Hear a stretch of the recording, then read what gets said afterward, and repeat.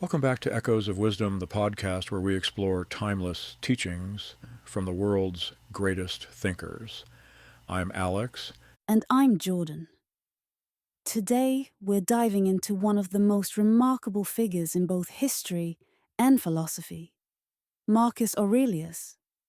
That's right. Marcus Aurelius wasn't just any philosopher. He was a Roman emperor ruling from 161 to 180 CE during what's often considered the height of the Roman Empire.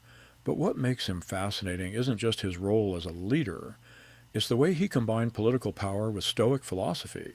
Exactly. Imagine this: the most powerful man in the world at the time, writing private reflections not meant for anyone else to read, about virtue, self-discipline, humility, and the nature of life. Those writings later became the book we now know as Meditations. And what's so striking is that Meditations wasn't a polished work for publication. It was essentially Marcus Aurelius's personal journal, a way for him to remind himself of how to live according to Stoic principles, especially under the immense pressures of ruling an empire. And yet, even though they were private notes, they've become one of the most influential philosophy texts of all time. His words still resonate today because they deal with struggles we all face: stress, anger, loss, purpose, and how to live a good life. One of the core lessons Marcus repeats is about control, what we can control versus what we can't. He writes something along the lines of, "You have power over your mind, not outside events. Realize this, and you will find strength." That's such a powerful reminder.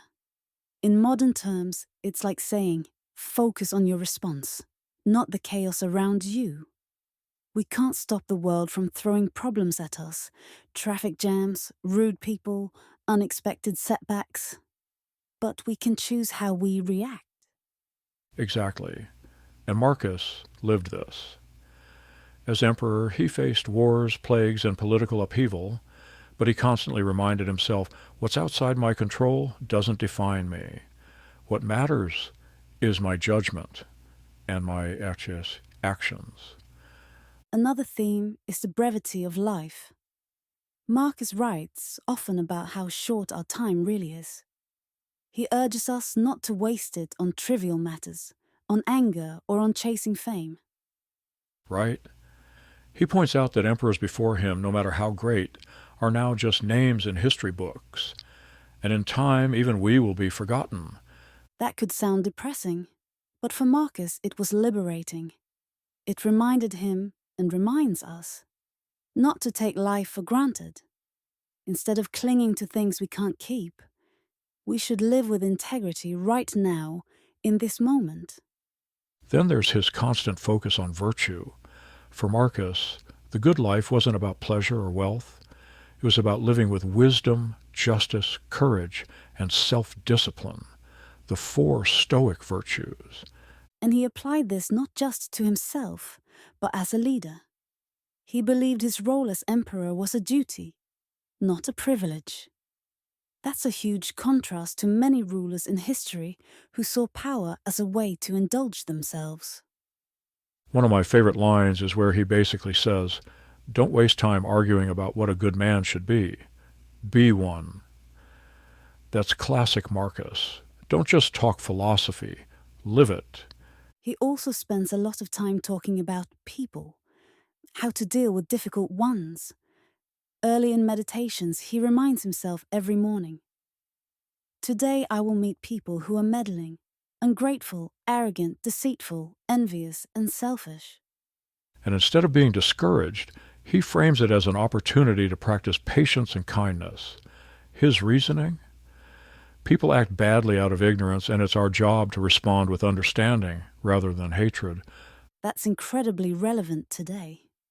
Whether it's co-workers, strangers online, or even family conflicts, we can't control others' behavior, but we can control our response. Another big Stoic theme in Marcus's writing is living in alignment with nature. For him, that meant accepting that everything changes, everything passes, and death is natural.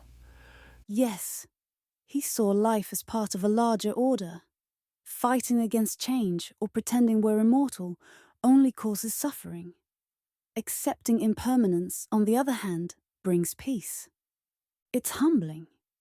He reminds us we're small, but we're also part of something vast. Our role is to live well within that greater whole. So, to sum it up, Marcus Aurelius teaches us, focus on what you can control. Remember, life is short, so live well now. Practice virtue in all things. Treat others with patience and understanding, and accept the natural flow of life. And the amazing thing is, these weren't just abstract ideas. They were the personal reminders of an emperor, someone under more pressure than most of us can imagine. Yet, his reflections are deeply human and practical, even 2,000 years later. If you've never read Meditations, we highly recommend it. Don't expect a structured book. It's more like flipping through someone's private notebook. But within it are gems of wisdom that can truly change the way you see life. Thanks for joining us on this episode of Echoes of Wisdom.